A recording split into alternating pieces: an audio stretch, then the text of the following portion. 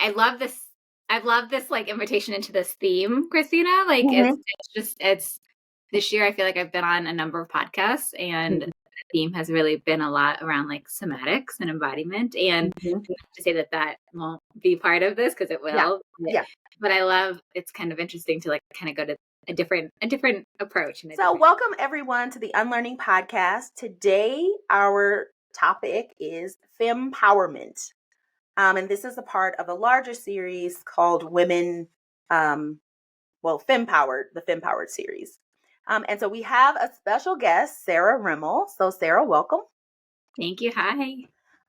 So Sarah and I originally connected through another organization. We were both doing some DEI facilitation and some support there. And how did we reconnect? I don't even remember. I don't either. Maybe through another colleague or. Yeah. Yeah. It was like, I need to touch base with her. Like, she seems awesome. But then like we went our separate ways. So I'm glad we were able to reconnect. Sarah has over 15 years of experience in higher education and nonprofits. She's an intercultural strategist and an ICF certified somatic coach who supports diversity, equity, and inclusion professionals and leaders in centering their well-being and living their values. She's the founder of Slow Integration Coaching. So again, Sarah, welcome. Thank you. And I'm just going to let you take the floor with telling us a little bit more about yourself and what you do. Yeah. Let's see. I used to work in higher education for about 8 years, and I was working like primarily in a center where we were focused on racial and gender justice. So, thinking about feminism, thinking about how that applies to, all of our students, thinking about what that means for different students of color, different, just intersections of identity. Like that was kind of, I was immersed in that, for many, many, many years. And then the last few years since I've, kind of left being in, that center, like my focus has been a lot more around like embodiment and healing and, of course, taking everything that, all of the past experiences and weaving that in.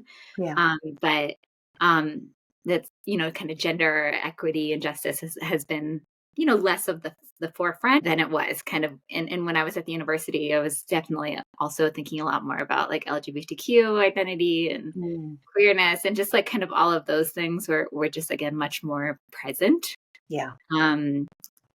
So yeah, anyways, that's kind of just a little bit, but I've worked in higher ed, I've worked in nonprofits, I've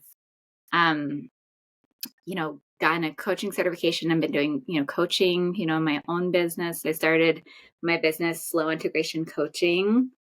And, the way that I came to that name was, I kind of a fun little story, but, basically, it was most of my life. I was always like, okay, something's missing.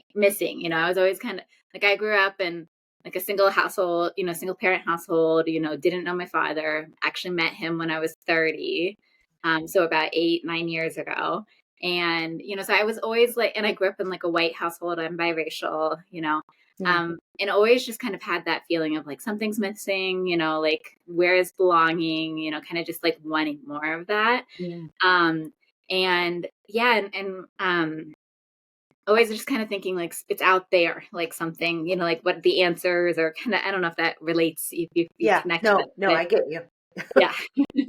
So, so kind of in the process of, there's lots of layers of starting a business, having an idea, bringing it into reality. There's so much, but with the business name, I was on a hike and I love to like pick up rocks and pebbles and things and just hold them. And I had found one and then I like dropped it or I lost it. And I just remember having this moment of like, where is it? Like you find it, Yeah. And then ultimately, like I lifted up my foot and it was like under my foot, like this rock. And it was like, it just kind of like all, like the sun was shining, the water was, rumbling, It was like, oh, like the answers are within, like, like I've always had them, like they're in there, and like, and wow, it's kind of, yeah, like a little bit Yeah. of tears, which is funny, not Yeah. funny, but yeah, just like that, like, so that idea of slow integration just came in, because it was like, oh, I need to just, all it is slowing down and integrating all the things we've Yeah. been learning, I've been learning, it's all here. It's all, and Yeah. yeah, and yeah. That's a beautiful story. Um, and it's so empowering because that was one of my questions. It's just like, where does your power come from? But so it seems like it's under your foot and within all along, which was like, but yeah, like where does your Yeah. power as just in, there's so much going on right now, and people who are spiritual, now it's the turn of the femininity is coming back, and it's like, but it never really left. It got silenced, and but there we assume that there's no power there, or Mm-hmm. the power is limited, and I think that female power is so expansive. Like I don't think we've even tapped into the surface. And so it's like, for you, where does your power come from, for your whatever your power is? Let's like start there. Like, yeah. Yeah. Yeah.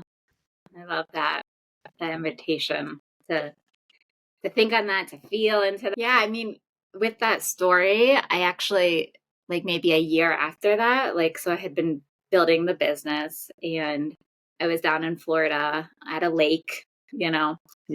and I wouldn't say, like, spirit and spirituality is definitely like part of me. I Yeah. don't always go to it. I don't, like maybe do it regularly, but it's definitely, Yeah. in there. Yeah. Um, and I was taking a walk, and again, I had found like a beautiful little, like one of those leaves, Mm, or a leaf that, like those leaves that are decaying, yeah. like it was just kind of like the outline of a leaf. Yeah. And it just was like so precious. And it was like, and again, I just like love these little, like I have my little rock right now. It's like, I love the little like nature things. I just love like aesthetics, it was like, Yeah. and I had walked, and I put it in a pocket of a bag, and I was like, I might, like, I had just had the feeling like, okay, if I do this, there might be a consequence. I might drop it, but I still had the like feeling, still just do it, like Yeah. put it in the pocket. And something similar happened where it was like, I walked, it, I realized it was gone. I had this moment of like a little bit of panic, and like anxiousness, started kind of anxiously kind of looking around, and then again, it was this moment of like, okay, just relax. Like, if it's, like if it kind of just that reminder of like, if I'm meant to find it, or, whatever, like it, Yeah. like I will, like it's okay. It's all good, And like I turned around, like I literally, and it was like, okay. And then I turned around and started walking back on the path, and it was like right there. Oh, And yeah, and it was, and I had been asking, like, am I like, is this my business still making sense? Am I, I kind of had been having those feelings, like, is this working? And to those little moments, like, and try, I guess it comes back to this idea of like, I haven't always listened to my intuition. Like, I didn't grow up mm, listening to my intuition, like it's really still very much like a process of like, yeah. okay, learning to that, like, again, the wisdom, the answers Yeah. are within, like, and that's kind of why I've loved this, like, that my life has led to like this embodiment healing work, because it's like, yeah, I really like deeply believe that for so many of like the societal things going on, and my own things and families and how they work and don't work, like I feel like healing, like we need so much more healing, like, and from trauma, from all, like we just need like this huge Yes. wave of like healing, and Thank you for saying that, because that's right where I am right now in yeah, my life. And I yeah, think that will resonate with so many women, of learning how to trust yourself yeah, and listen to your intuition and know that it's guiding you to a better place. Um and also being an entrepreneur, and just like, you're feeling like, oh my gosh, is this making sense? Is this the purpose that I thought? And there's just more questions than answers. Yeah. Um, but you're just so centered. I just appreciate that. And I think other women will too, because even as you talk about these stories, I always say there's beauty in simplicity, and to be present and to pause. That's something I'm learning how to do. And nature, like these stories that you're sharing, like you really should record them or something. Like they're beautiful. Like Yeah. this revelation in a leaf or in a rock. Yeah. So for those of us who don't know, like as you just said, somatic work and embodiment work and healing, like what is that in a nutshell? Like for all of us Yeah. listening. Yeah. Yeah, I will answer that in just one moment. I want to Cool. share one more piece because often that's how my brain is like a little bit slow, and then it's No, like no, go for it. Go for it. for my all of the things, my processing. But you asked about like the inner fire, or like what where is the source? I have a somatic therapist, for years, Mm, and that really kind of got me into this path of somatics, and somatics essentially like it includes the word soma, which means like it refers to the body, but like the body in its wholeness. So it's kind of this approach of like, it's like we are so used to like operating from our mind and from our head. So it's really like inviting in like that connection, mind, body, spirit, right? yeah, Whatever that might mean for people. But it's like, like, uh, like I feel like we've been so conditioned. I had been so conditioned, to like think everything, and then and somatics like invites in that like, oh, like really just like feeling from within, like I can feel my body, I can feel my emotions. It's like yeah, this inner to outside work, yeah. and just that question of like where is the power.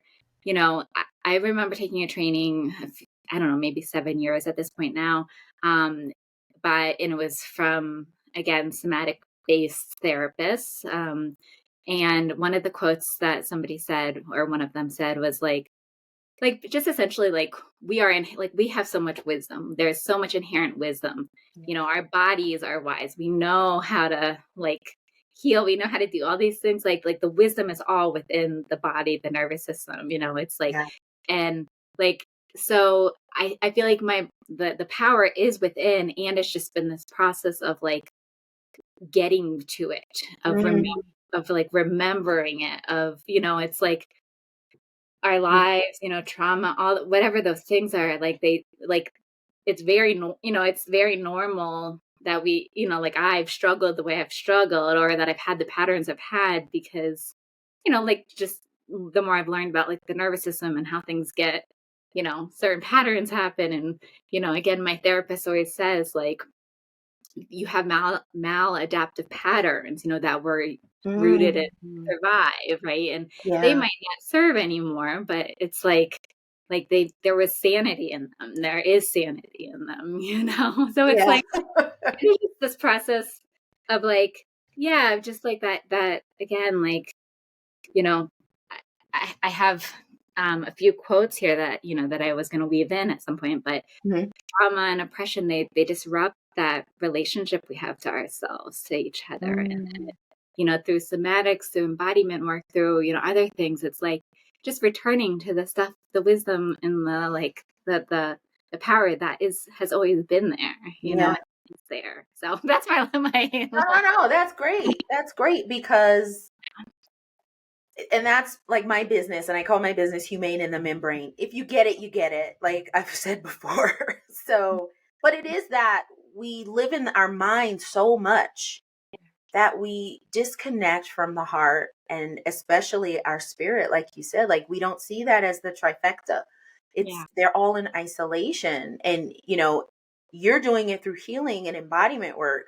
yeah, I'm doing it through understanding how we learn and how those come together. And yeah, so or unlearn in that regard. And that is something that I'm unlearning how to do, is to feel, because for so long I didn't realize how detached and wasn't allowed to feel, Yeah. that now sometimes it's just overwhelming. To be Sure. honest, it's overwhelming. It's like a baby hearing sounds for the first time, and you're just like this all the Mhm. time. And so, but it's healing, and it needs to happen. And So it is totally, yeah, it can be overwhelming, um, like accessing, coming back to the body, like that's not easy, yeah, or there, like, again, we have lots of like conditioned ways and history and trauma, yeah, historical stuff that, yeah. And then to imagine like starting that at, for me, like, yeah, my 30s or whatever age we are, it's like, it's a whole, like, yeah, it's a whole learning that like we yeah. haven't really like had since we were kids. And I think I'm 45. So I think that I often wonder, would I have been ready for that change? Like, yes, we change along the way and we grow and we've Yeah. healed in some way. Yeah. But it's not until now where it's like, oh, Yeah. I feel like I am actually truly open to that experience of healing.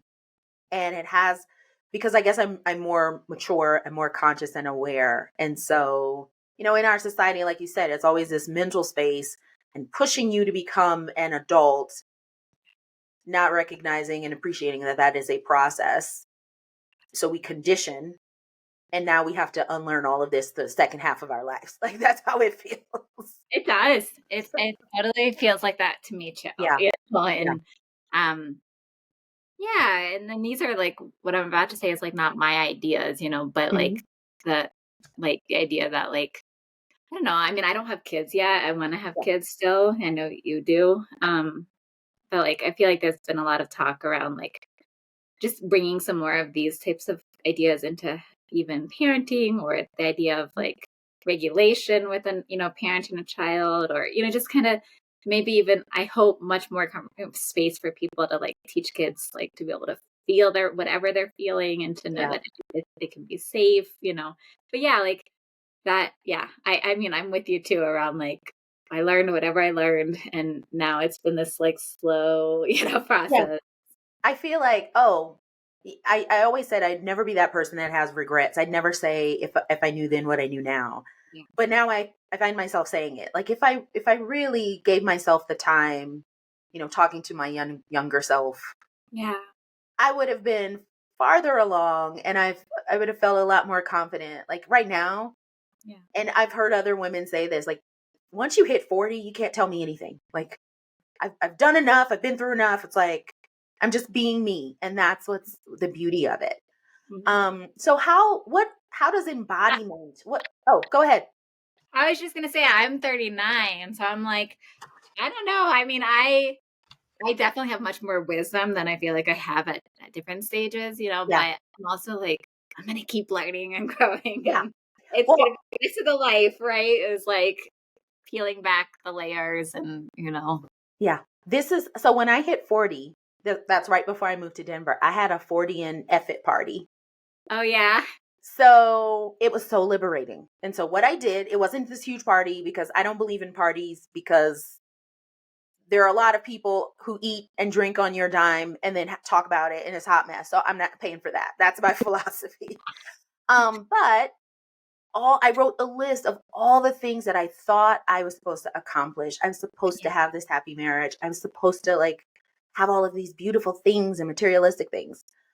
And I had a party with my girlfriends. We had nice little it was a wine tasting like party. We all got jazzed, like dressed up, glamorous. And I read the list, and then it was like F it. Like, so, and it was so liberating and freeing, because I did not want to walk into my 40s feeling like I had failed. I hadn't failed. Yeah. It was just life's lessons. And I think adulting is when you get hit by the 2x4 of life, Hmm. and you recognize that my parents can't help me, my friends can't help me. Like you said, I have to go within. Hmm. Um, and I was able to wipe the slate clean. That's what it felt like. I got a do over at 40. That's Yeah, incredible. it wasn't anything big, but it meant a lot to me. Like, I loved it. I had a great time. I love that. And I have to Um, try that because Yeah. It was me forgiving myself for the expectations that weren't even mine to own. yeah. Yeah. So, And that's daily for me, like that when I think about what you're sharing, it's like that's that daily, like weekly work to come back and to keep doing that, you know, because yeah. like that early whatever, those beliefs of being hard on the self and Yeah. all that are like so strong. So it's like, you know, it takes a lot, you know, or Yeah. not a lot, but it just takes that coming back to it over and over to like shift that, you know. Especially as BIPOC women. Uh-huh.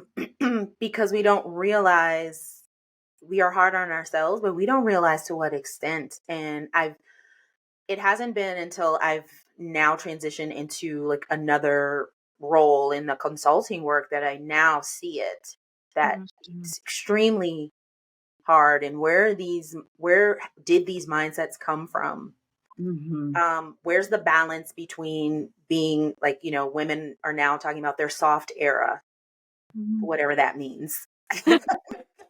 And then there are the, women who still want to play the game in the space of men, or what people are calling as masculine, but there's a balance in the middle, like divine power, divine feminine power.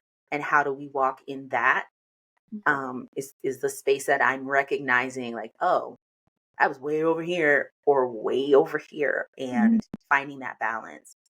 So in embodiment, like Ooh, we talked about somatics, what how does that intersect with the embodiment? Like, again, probably have a lot of people out here who don't know these terms and don't know what that could look like. yeah. So however you like to take that.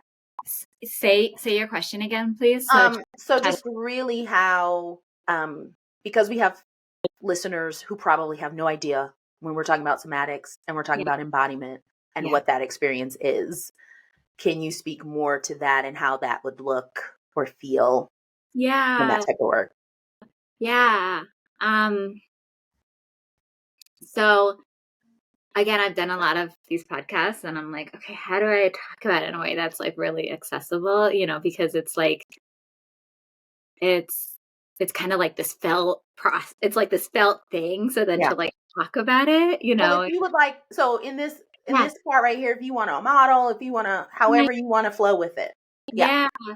Um, yeah, I mean, even can I do a little demo with you or Yeah, just like yeah, a that's what I'm saying. Like, this yeah. is you. Yeah. So like so this is like one of the practices that I, you know, that I will use. Mm, And I studied through an organization called Strozzi Institute. So mm, they've been in one of their partner organizations or two organizations that have just been doing somatics and body work for a long time. yeah. And so yeah, one of the practices is called like hand on chest or hand on heart. So yeah, so just like and like with every practice it's like why do this practice? So there's kind of this concept called for the sake of what? And so for the sake, yeah. And so like this practice is like the for the sake of what, or one of those principles is like mutual connection. So it's like can I be connected to myself while I'm also being connected to you, right? Yeah. Right.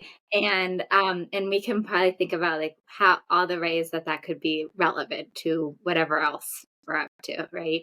Yeah.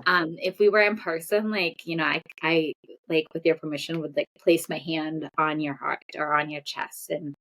and again, and then like ask you a question. Right. So, but it's also really powerful just to like, you know, kind of be here and just to imagine like, okay. And so like the invitation, or we'll just do this for like a minute or two, is just like, noticing if you can just even feel your own hand, like, you know, what is it like to just even feel your own hand on your heart, you know, and then for having your heart, like your heart also feel your hand, you know, like what opens when,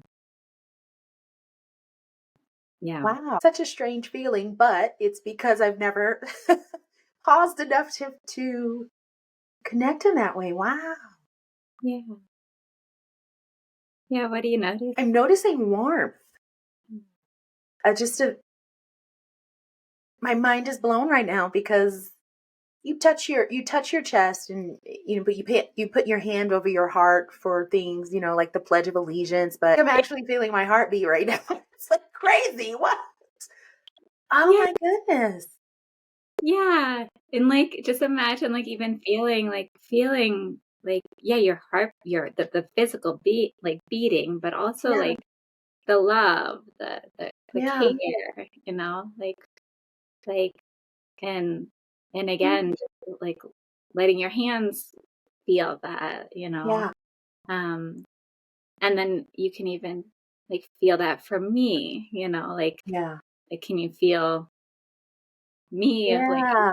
extending my care to you, Yes. or Yeah.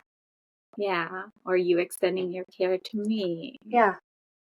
Like, I don't want you to be alone, and I'm not alone with you here, with your hand, you sending that to me.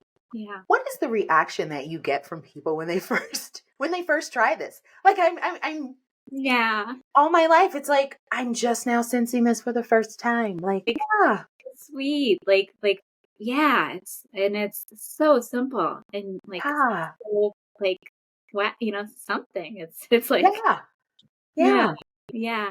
Um I mean, I think like again, like somatics, like in somatic coaching, are kind of is about like feeling more. It's about sensing more. So it's like and like kind of opening. It's about opening, Mm, and um again we have kind of all of our ways of moving and doing things, but it's like it is like yeah, kind of how can we open? How can we have a little bit more capacity? mm, I did this practice with somebody that I had been working with for a while, and it was a BIPOC woman who was mm, really just thinking about like whether or not her job was working for her anymore. Like there was a lot of microaggressions, just like there was a lot she was dealing with, yeah, and she loved like so much, just like I mean, I feel like it's a similar story. I hold that same story. It's like some of my past jobs, it's like there's so much like that she loved yeah, and there was so much that wasn't working. We mm, did that practice and I mean, yeah, like she just got really clear that she like was ready for something different, yeah, and yeah, and because part of when in the coaching session or kind of using this practice is like kind of the setup we just did, and then it's like asking some questions, and yeah, it can be like informed by like whatever we might be talking about. So in that case, it was probably something like, what's really important to you right now? What do you mm, really want? yeah, And I just, yeah, I remember there were tears and, it was just like, but it was yeah, just like a different way to like be with something that was already like, we're already thinking about the whole thing, but then it's just like a yeah. different way to kind of get out of the head a little bit, because the head isn't always the thoughts are not often It, the most. it puts us in a lot of trouble now that I reflect, and that what saddens me just about all the humanity is how, in order for us, like you said earlier, to survive, we have to close our hearts off. Yeah. And then when we get to a point that now the universe, something bigger, is asking us to open it again, it's Yeah. very difficult. And that's the journey I'm going through right now. So while my heart is open, to truly open your heart again, to be vulnerable again, and to be Yeah. vulnerable to sit with yourself and be honest, Mhm. um, that terrifies a lot of people. How Mhm. do you help people to move through the resistance, and in that, the headspace, the ego is saying, Yeah. no, Yeah. no, we have to be safe. Yeah. I mean, I'm thinking about another BIPOC woman that I worked with, and Yeah. she didn't. And I love like at the end of the process, I got a testimonials, and she was like, I didn't know what somatics was, like even when we started. And she's like, once I started and figured it out, like I loved it, like it was so Yeah. helpful. Um, but so I think that's a normal thing, like I think I think going slow, like, I think, being like knowing that it doesn't have to be a quick process, like, Mm. like if there is like fear coming up, like, if I was in a session with somebody you know, or if somebody's just like with that themselves, it's like, okay, like I don't know, it's maybe some of these cheesy questions, like according to some, but Right. it's, what does it need? What do you need? Like what is that fear telling us? Yeah. Um, there's a centering practice that, I share with folks. I have it on a number of like on my link tree as well. So if Yeah. folks, who are listening to this want to kind of go through it, it's centering in our length, our width, our depth, and then like being at Yeah. this. Mm-hmm. Whoa. Okay. Our Mm-hmm. length, our width, our depth, and what was the last one? On On purpose. purpose. Ooh. Yeah. And so, like in this, I mean, there are lots of centering practices, lots of grounding practices. People have probably lots of adaptations to this, Yeah. structure. But the length is like representing our dignity, right? Ooh. So, Yeah. like, and then the centering practice itself also just shows us like what's happening, is helping us build awareness. What is it, happening in our dimension of length? But Yeah. like, what is it when if you can imagine like doing a centering practice every day and you're bringing awareness for even a few minutes to this dimension of like dignity, how, Yeah. how can how can that shift over time? Mm. Width is like about belonging, and like and also in that dimension of belonging is like boundaries, so it's like but it's like, so like again in the centering practice, what is it like, where is our width today? Are we overly open? Are we too narrow, Yeah. and kind of just having those pauses to like feel into that and to like and to practice that, right? Like Yeah. for me, I think I mentioned earlier, like belonging has been like a thing that's was important for me to cultivate, right? So it's like, okay, like over the last few years of doing the centering practice on and off, it's like getting present again to just recreating that sense of belonging over, through, Yeah. through this way of just like lifting my arms and like paying attention to like, ooh, like can I open my heart more or whatever that is. Yeah. So that's a practice that often. Oh, and then depth is like about like our history. So like feeling support from like our ancestors, our, Yeah. even ourself in like past, like we can think of it like, oh, what is it like for me to like notice my own self from the past, like kind of championing me or whatever, but it's just Yeah.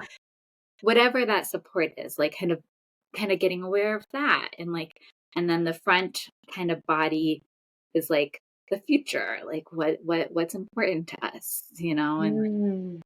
and then the last dimension on purpose is like, well, it's also really about what's important to you. So it's like from, it's like, yeah, like um there's yeah, like what's like a commitment you hold, what what is really important right now, what are you needing to remind yourself of, so and then like again through this practice of naming that, like when you're centering, it's like, ooh, can I feel that more like throughout my, Yeah. like one of my commitments was for the last like year has been to ease, right? Like I just Mm. ease in my life. And so like when I'm doing the centering practice or when I'm walking and I'm thinking about, this practice, it's like, oh, can I actually adjust and just feel a little bit more ease, Yeah.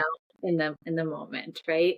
Yeah. Um so yeah, like I to that point of like resistance, often I'll use this practice at the beginning of sessions and stuff, because it really just helps us to like reset and kind of get back to like just again allow for maybe a little bit opening, a little bit more like relaxing, Yeah. get, a little bit more connection to like, Yeah. to ourselves. And yeah, and I think not all of us are like wanting this or ready for this. I think it's going to probably take a while for the term somatics and embodiment to keep like circulating, Yeah. and um, to keep, like making those connections to the things that we may already be doing, that connect to this. Um, yeah, there's a quote I want to read, but I want to Yeah. pause in case you I have any mean, reactions or I thoughts. just, well, you have me thinking also, like, just even in that exercise, Yeah, it felt like another layer of self care, yeah, which was more intentional and authentic. And so it spoke to me. yeah, Because I made my list of ways for me to practice self care. yeah, Um, and I'm holding myself to it. But in the moment that we did that exercise, I felt like that was all I needed. Like, I didn't need to make a list. yeah. I just needed to connect and feel something. And so I'm going to start, like, I'm going to just start with like 1 minute exercise of just doing that, just Yeah, to continue to connect. But it, especially as women who have so many demands of, the external demands, the family demands. And I myself am a single mother. And so trying to do all of these other things. And if I were a mother or a woman listening, first thing would be there's just so many other things. I got to take care of everyone else. yeah, Um, so I feel like that exercise, just that, is simple enough for you to take care of yourself. yeah. It's a It's start. it is totally true. Um, Totally. and I do also think a lot of times we get caught up in terms and meanings, Yeah, but whatever you call it, um, the feeling was more amazing than, like, I'm still like, I still feel as if my hand is here. And it's I just, yeah, it's amazing. Like, yeah. I'm at a loss for words because I don't think words can describe what just happened to me. Mhm. So yeah, that's all. So you Yeah, go ahead. yeah, I'm like so like just appreciative and glad, like Yeah. grateful, like you that all showed up for you. Yeah. Um, I know when I've done that practice and like the first time that somebody led it in the way that was like, oh, can my heart also feel my hand and kind of both ways?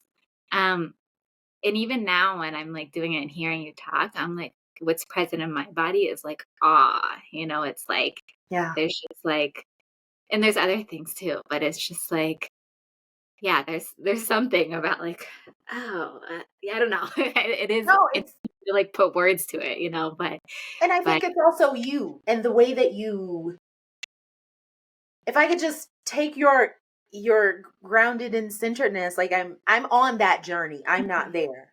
And so yeah, to see it and to see you operating in it, it's like, oh, yeah, that's where I want to get to. That's where I'm yeah. trying to get to. Well, And I will get there, you but will. it's just like it can't happen because I see it. You're giving it to us now. You're presenting it to us in such a Yeah. beautiful way. Thank So you. yeah. And yeah, thank you. And it's like, and that's why I'm like, I also know that, like, I also know where my body is, like, the level of like anxiousness or whatever, Yeah. the level.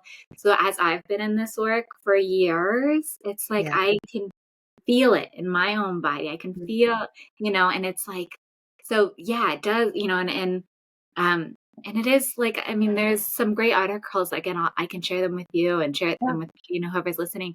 But there's one really beautiful article again, from some of the folks at Strozzi that talk about the power of practice.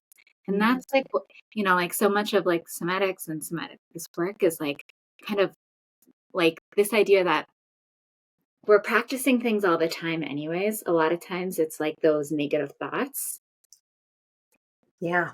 So how can we get into the practice of like, again, through something like a centering practice or an intentional walk or, whatever it is that we're like practicing the things we are wanting more of, the more of the Mm. self-love, more of the whatever, fire, Yeah. whatever it is. And that doesn't happen overnight. But it does happen. Like it becomes more embodied the more we practice it. And that's where I think, like, again, that resistance, that fear, or whatever can be coming up. I think just like what I would want to say, like, to earlier parts of when I was on, or, at different phases of the journey is like, that's normal. It's all just like, what is that showing us, and how can we bring compassion to that moment? How can we bring compassion and what is important that we want to be cultivating or moving towards, and just Yeah. like slowly doing that over time. Mm. Yeah. Yeah. What about your quotes? You said you had your quotes. Yeah, I do have quotes. I want to say one more thing actually too, Oh, the yeah, go ahead. Yeah. embodiment. So I told you that like belonging was a thing, right? And so was like a sense of like rootedness, like that was also really important to me, was feeling more rooted. Um so when I first did my coaching program through Strozy, one of the first feedback, that one of the senior teachers shared with me was to get into my legs. So that was like the feedback, like that was like his somatic assessment of me, was like I was very much like operating, like from my chest, my mouth, like my like here up, and Mm. and as I got more curious about it too, I could see how and feel how it was true. Like I was constantly in this, like, I'm gonna lean over, I'm gonna lean forward, I'm gonna, try to, like, more of like that appeasement, thing, right? Yeah. And so like that feedback to like get into my legs, to like when I'm even like standing, to like get a little bit more in my legs, get into my feet, like that Mm. was a somatic sort of observation and assessment. But like over the years, I can really like track back to how that's been helpful with that sense of like feeling more rootedness, more belonging. Mm. Like Yeah. where I've like when I'm sitting, it's like I even allow myself to like, I remember that. And then I'm like, okay, let me sit and actually not like be like sitting on, like leaning over. Like, let me actually sit and feel my legs heavy, you know, Yeah. feel my rootedness, right? So it's just these Yeah. subtle things, that over time do like create a different way of showing up and being and Yeah. feeling too. Yeah. I'm trying to feel my legs now. Yeah. Yeah. um Again, strange sensations, but okay, so I have Yeah. before you give your quotes, I have another question. Yeah. Um so somatic coaching, embodiment work, who is like the ideal, like I've had a lot of trauma and that has I've been detached from my body. So getting back in touch with my body, that's a totally new thing. I feel like an alien on the planet like right now. But who could benefit from this type of work? Yeah. Yeah, it's a great question. I mean, there's also somatic therapists. There's also like a ton of workshops and things. There's, different Hmm. types of healers who can, um, do things like chakra clearings and all the Yeah. things that are so, that I've done and it have been so lovely over time. Um, I would say like if someone isn't like this is like a really good question, but um, I would say like this is an overly simplified response, but like I think one of the distinctions between coaching and therapy is like therapy can be a little bit more, let's go into the past, let's dig into like maybe some of those like really traumatic, especially if you're looking for somebody to work with trauma, like let's Yeah. finding somebody who can really support that in a deep, deep way. Coaching, like somatic coaching, I would say is, or coaching in general is like kind of forward. It's like, what am I moving towards? Like, how do I, like, what would be helpful to like move towards that? And um and it still includes pieces of like noticing about past and how things have, like come to be, but it is a lot more focused on another somatic coach that I know. She said somatic coaching is more focused on the why am I doing thing, or not the why. It's not focused on the why. It's the how am I doing it. Mm. So it's much more like, how am I showing up? How can I support making some of those adjustments? Building more of that capacity. Does that help a little bit? Yeah. No, it helps, and it also helps for listeners who would think that you were a therapist as well. And so I'm going to, Yeah. so I'm glad you clarified it that way. I was just curious, but I think for listeners, it'll be very helpful. Like, you don't want folks calling you basically to say, like, I need a therapy session, and that's not what you do. Yeah. Yeah. Yeah. And I mean, I know lots of great somatic therapists, and yeah, like I would say coaching is much more like, what are some of the leadership goals? What are some of the like workplace conflict or challenges? Uh, what's the like experiencing microaggressions, and how can we build more resilient, maybe not resilience, I mean that is a term, I know not everyone knows that term, but more protection again, around that, or whatever that is, and so yeah but yeah so the quote that I wanted to share earlier was so comes from Prentice Hemphill. I don't know if you know who they are. They are another somatic coach. They have some great podcasts.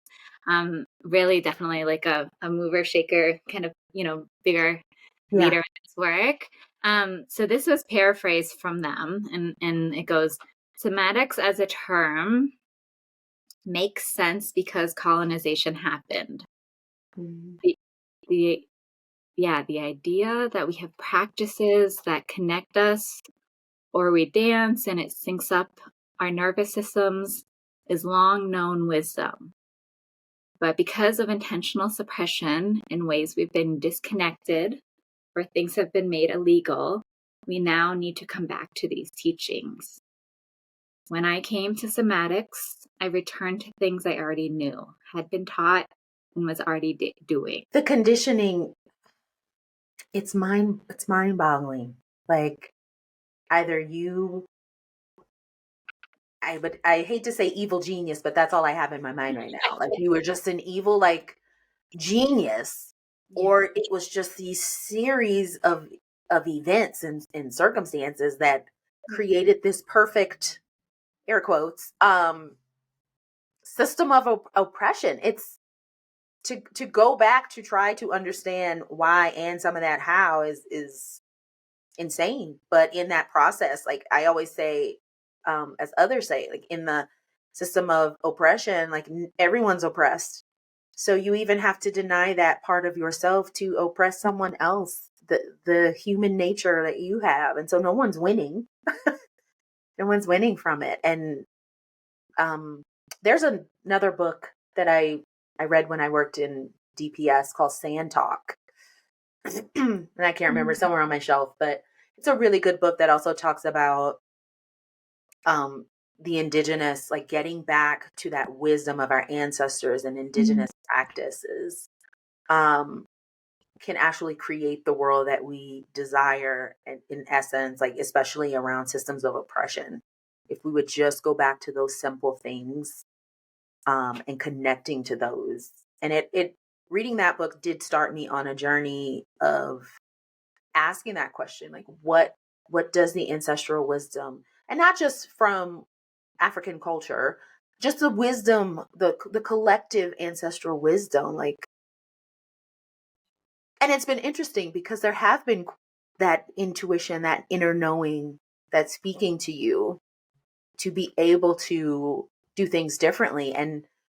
But it's amazing how people look at you as if you're like, you're going crazy or you're bonkers or something because you want to do something different. But it's the right way to do things, in the sense of connecting to something bigger than ourselves, greater than ourselves, is kind of how I say it. Yeah. Yeah. And doing something maybe a little bit differently, but it's like, is what we're doing now working? I don't think so. You And know, it's that's like, my whole thing, is that if it's not working, we can get off of the train going nowhere. We can lift it up and we can put it on another track. We can't do any worse yeah, than what we're already doing. That's been my, so why not try something different, yeah, in the sense of this, at this point in time, it's different because everyone wants to do the same thing the same way. Um, and sometimes that's where I get caught up with, and I told you this before with like DEI work, it's where I'm very selective about what I do. Um, because I want to be able to do it differently. And so sometimes going into the spaces, using the master's tools and looking like the master, it's not getting us anywhere. yeah, So how can we do it differently? And how can we demand, I think at this point, demand the space that we can show up authentically, um, hmm in order to do that work successfully for everyone. Otherwise, it's just like you're pushing a boulder. What's that? The boulder up the mountain, the steep mountain, hmm um, yeah. piece. Do you know the book, like Immersion Strategy? Do you know that book? What's the name of it? Emergent Strategy. I've heard of it, but I haven't read it. Oh, you gotta check it out, Christina. Yeah. It's Adrienne Marr Brown, who's also like done a lot of work in somatics as well. But I mean, that I have not outlined any book as much as I've outlined that book and like drawn doodles and hearts. Yeah. Yeah. But there's a lot of principles in it, but like including pieces like um being iterative and like just like there's just so much permission and space to just Yeah. like really be intentional in how we're in groups together, to be able to like adjust and repair as we're going, Yeah. to being caring and thoughtful in how we, come together. Like Yeah. it's just like a it's like very generative, very loving. Mm. Just, Yeah. it's a beautiful book. Okay. I'm gonna have to read it. Yeah, yeah, you have to. Um, you made me think of something else, just in the conditioning. Yeah, That's what I like to call it, because we've all been conditioned in some way. It's that product versus process, and you're speaking more to the enduring process, um, where the focus and where it lives, versus this product, because product says we've got to get it done. We've got to get it done in the efficiently. We've mhm, got to get it done. We don't have time to feel. We need to think, and that's what we do, and then we just operate there.